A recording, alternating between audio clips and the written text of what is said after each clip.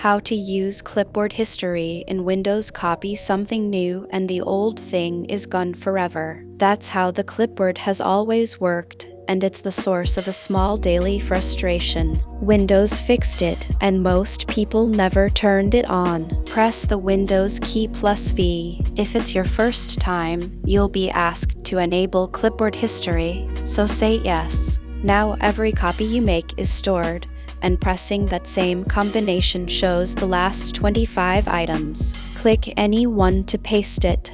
That alone changes how you work, because you can copy several things in a row and place them afterwards. 2 extras make it better. Pin an item using the small icon on its entry, and it survives restarts, which is perfect for text you paste constantly. And turn on sync across devices and settings, system, clipboard, to share it with your other machines. It stores images too.